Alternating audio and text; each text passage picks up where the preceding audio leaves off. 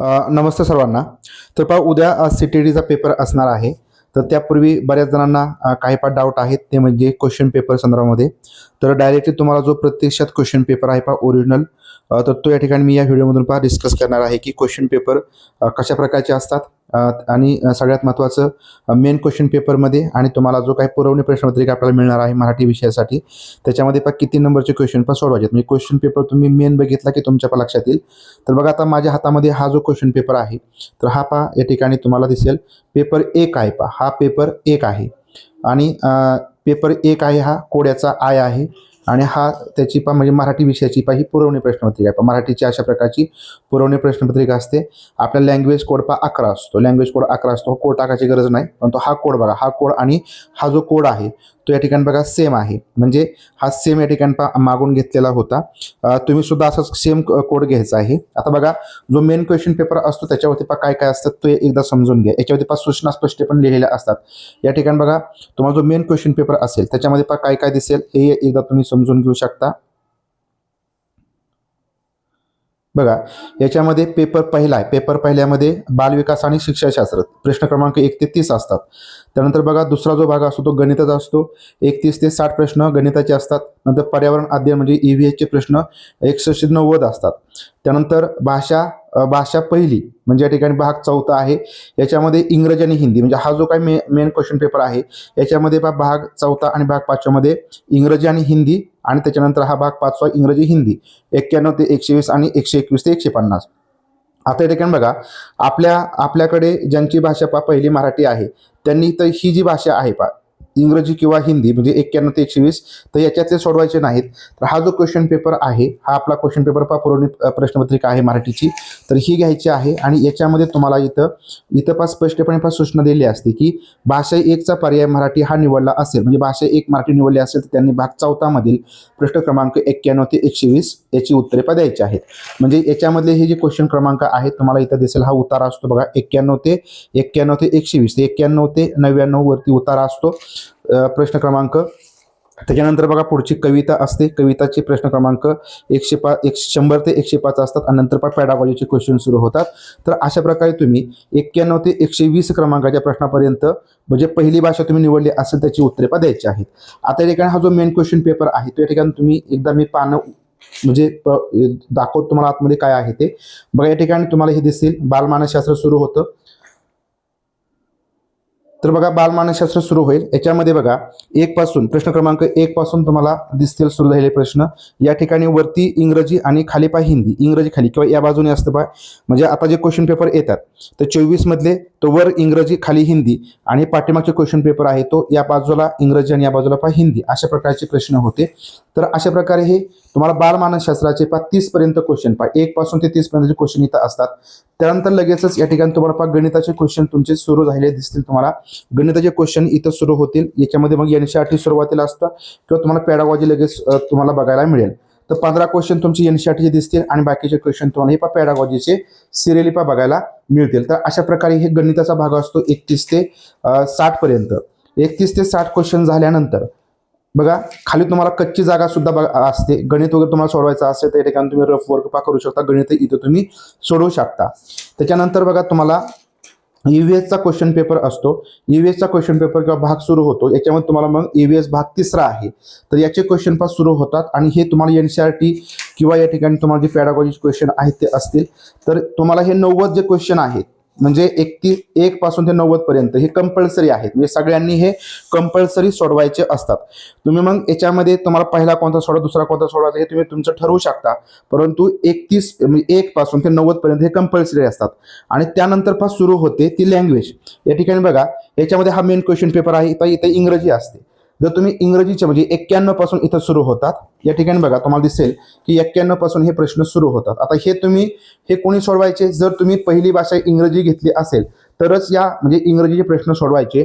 अन्यथा तुम्ही पहिली भाषा मराठी घेतली असेल तर याच्यामध्ये तुम्ही प्रश्न 91 ते 120 सोडवायचे आहेत. तर अशा प्रकारे बघा, ही पहिली भाषा तुमची इंग्रजी, याच्यामध्ये म्हणजे या क्वेश्चन पेपरमध्ये काय काय असतं, तर इंग्रजीचे क्वेश्चन झाले 1 ते 91 ते 120. नंतर तुमचे इथं हिंदीचे क्वेश्चन सुरू होतात पहा 91 ते 120. ज्यांनी पहिली भाषा हिंदी घेतली असेल त्यांनी 91 ते 120 हे क्वेश्चन सोडवायचे. जर तुम्ही दुसरी भाषा हिंदी घेतली असेल तर बघा हे क्वेश्चन सोडवायचे नाहीत. तर त्याच्यासाठी तुम्हाला पहा पुढे जावं लागेल. पुढे गेल्यानंतर तुम्हाला इथं दिसेल की इंग्रजी भाषा दुसरी सुद्धा इथंच असते. तर हे क्वेश्चन तुम्ही इंग्रजीचे पास सोडवायचे नाही. जर तुम्ही दुसरी भाषा इंग्रजी घेतली असेल तरच तुम्हाला 121 ते 150 क्रमांकाचे प्रश्न सोडवायचे आहेत. अन्यथा तुमची दुसरी भाषा जर हिंदी असेल तर या ठिकाणी बघा 121 ते 150 क्रमांकाचे प्रश्न तुम्ही इथे सोडवायचे असतात. हे 121 ते 150 क्रमांक. तर दुसऱ्या भाषेमध्ये पहा दोन्हीही उतारे तुम्हाला दिसतात. पहा हा उतारा असतो, उतार्यावरती 8 क्वेश्चन असतात पहिल्या उतार्यावरती, आणि जो दुसरा उतारा असतो त्याच्यावरती तुम्हाला 7 क्वेश्चन असतात, एकूण 15 क्वेश्चन. तर अशा प्रकारे हा क्वेश्चन पेपर असतो. तर शेवटी तुम्हाला इथं रफ वर्क वगैरे काय करायचं असेल तेही करू शकता. तर अशा प्रकारे हा पेपर पहिला आहे. पेपर पहिला आणि ही पुरवणी प्रश्नपत्रिका मराठी. दुसरी भाषा तुमची मराठी असेल तर आपण 91 ते 120 क्रमांकाचे प्रश्न बघितले. त्यानंतर तुम्हाला दुसऱ्या भाषेसाठी 121 पासून क्रमांकाचे जे प्रश्न आहेत ते सुरू होतात. तर हे कोणी सोडवायचे, ज्यांनी दुसरी भाषा मराठी घेतलेली असेल त्यांनीच हे क्वेश्चन सोडवायचे. म्हणजे ही जी काही आपली मराठीची प्रश्नपत्रिका आहे याच्यामध्ये दोन्ही भाषा असतात, म्हणजे पहिली भाषा मराठी आणि दुसरी भाषा मराठी असे असणारे. अशा प्रकारे हा पहिला पेपर झाला. त्यानंतर हा दुसरा पेपर आहे. या दुसऱ्या पेपरमध्ये काय काय आहे ते एकदा समजून घ्या. तर हा तुमचा मेन क्वेश्चन पेपर आहे. पहा यल बघा, याचा जो सेट आहे दुसरा सेकंड पेपर आहे. सेट कोणता आहे? पहा यल आहे. आणि ही या ठिकाणी त्याची म्हणजे मराठीची प्रश्नपत्रिका. म्हणजे आपला जर पेपर दोन्ही पण असतील तर दोन्हीमध्ये आपल्याला मराठीच भाषा असणारी पहिली तुम्ही जी घेतलेली असेल त्याप्रमाणे ह्याचा सुद्धा कोड पहा यलच आहे. म्हणजे जसं आपण पहिल्या पेपरमध्ये सांगितलं तसंच पहा लँग्वेजचं सोडवायचं आहे. आता फक्त आपण सेकंड पेपरमध्ये वेगळं काय असतं त्या ठिकाणी बघूया. तर बघा या ठिकाणी पहिली जी काही CDP असणार आहे ते CDP आपली सुरू होते, म्हणजे बालमानसशास्त्र सुरू होतं. जसं पहिल्या पेपरमध्ये आहे त्याचप्रमाणे या ठिकाणी सुरू होणार आहे. आता हे बघा, ह्याच्यामध्ये तुमचे सुरुवातीचे 1 ते 30 प्रश्न हे तुमचे CDPचे म्हणजे बालमानसशास्त्राचे असणार आहेत. हे बघा तुम्हाला इथं दिसेल की 1 ते 30 पर्यंतचे प्रश्न सुरू झाले, संपले. त्यानंतर या ठिकाणी गणित हा विषय सुरू होतो. आता ज्यांचं गणित विज्ञान आहे त्यांना हा पार्ट दुसरा. तर इथून तुम्हाला 31 पासून सुरू होतील. 31 पासून खाली रफ वर्क वगैरे करायला तुम्हाला इथं जागा असते गणितसाठी. तर गणिताचे प्रश्न सुरुवातीला असतात, म्हणजे 30 प्रश्न गणिताचे असतील. आणि त्यानंतर विज्ञानाचे प्रश्न हे सुरू होतात. विज्ञानामध्ये सुद्धा 10 प्रश्न तुमचे पॅडागॉजीचे असतील, मराठीमध्ये पॅडागॉजी. तर अशा प्रकारे एकूण 90 प्रश्न हे तुमचे गणित आणि विज्ञानाचे, म्हणजे 90 प्रश्नापर्यंत तुमचं गणित विज्ञान असेल. म्हणजे गणित विज्ञानाचे एकूण 60 प्रश्न आणि बालमानसशास्त्राचे 30 प्रश्न असे 90 प्रश्नापर्यंत तुम्हाला इथपर्यंत सोडवायचे. जर तुमचा गणित विज्ञान हा ऑप्शनल विषय नसेल, म्हणजे तुम्ही जर घेतलेला नसेल तर या ठिकाणी तुम्हाला दुसरा जो विषय असणार आहे तुमचा तो SSTचा असेल तर SST तुम्हाला इथून सुरू होणार. बघा पार्ट तिसरा हा तुमचा SSTचा म्हणजे सोशल स्टडीजचा असेल. बघा सोशल स्टडीज, सोशल सायन्स, सामाजिक अध्ययन आणि सामाजिक विज्ञान हे सुद्धा प्रश्न क्रमांक 31 पासून सुरू होतात. तर हे प्रश्न तुम्हाला 31 पासून तुम्ही जर SST घेतला असेल तर SSTची तुम्हाला सोडवायचे आहेत. याच्यामध्ये तुम्हाला इतिहास, भूगोल, नागरिकशास्त्र याच्यावरती प्रश्न विचारले जातील. आणि सगळ्यात महत्त्वाचं तुमचे पॅडागॉजीचे 20 प्रश्न याच्यावरती असणार आहेत. आणि हे प्रश्न 90 पर्यंत असणार आहेत, 31 ते 90 पर्यंत SSTचे. आणि गणित विज्ञानचे सुद्धा तसेच. त्यानंतर बघा पेपर 1 सारखीच या ठिकाणी लँग्वेज पहिली इंग्रजी असेल. जर तुम्ही इंग्रजी घेतली असेल तरच इंग्रजी प्रश्न सोडवा, अन्यथा हे प्रश्न या ठिकाणी सोडवायचे नाहीत. ही पहिली भाषा झाली, पहिली भाषा इंग्रजी. आणि त्याच्यानंतर पहिलीच भाषा तुमची लगेच लागून हिंदी असते.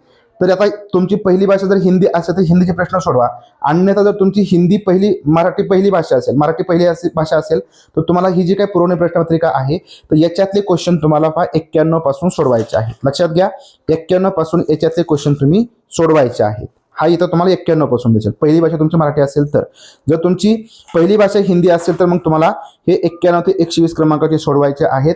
आणि मग तुमची दुसरी जी भाषा असेल त्याच्यानुसार तुम्ही प्रश्न सोडवा. एक लक्षात ठेवा, बरेच जण काय करतात की हा मराठी क्वेश्चन पेपर घेतला की 91 पासून सुरू करतात आणि डायरेक्टली 150 पर्यंत हे सगळे क्वेश्चन पेपर सोडवतात. सगळे क्वेश्चन 150 पर्यंत या ठिकाणी सोडवतात. तर ते चुकीचं असतं. तुम्ही जी भाषा घेतलेली आहे, म्हणजे पहिली तुमची मराठी असेल, दुसरी हिंदी असेल तर पहिली म्हणजे 91 ते 120 मराठीचेच यायला पाहिजे आणि 121 ते 150 तुमचे हिंदीचेच यायला पाहिजे. इथं क्रमांक असतात, त्यामुळे या ठिकाणी गफलत तुमची होत नाही. तर अशा प्रकारे हे पेपरचं स्वरूप असतं.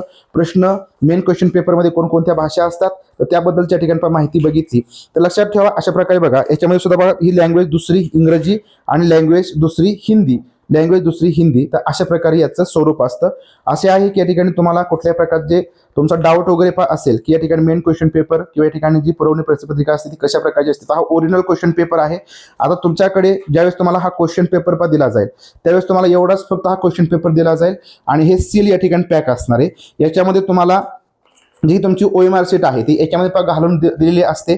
आता हे तुम्ही सील काढून त्यांनी सांगितल्यानंतर या ठिकाणी तुम्हाला ही क्वेश्चन पेपर बघायला मिळतो. तोपर्यंत बघायला मिळत नाही. आणि त्याच्यानंतर ही पुरवणी प्रश्नपत्रिका तुम्हाला दिली जाते. पुरवणी प्रश्नपत्रिका तुमचा जर मराठी भाषा असेल तरच दिली जाते. मराठी भाषा जर तुम्ही घेतलेली नसेल तर तुम्हाला ही पुरवणी प्रश्नपत्रिका दिली जात नाही. आणि हे जो शक्यतो कोड आहे हा कोड शक्यतो सेम घेण्याचा प्रयत्न करा. जर समजा त्यांनी कोड नाही दिला सेम तरी काही अडचण नाही, पण शक्यतो ते सेमच कोड देत असतात.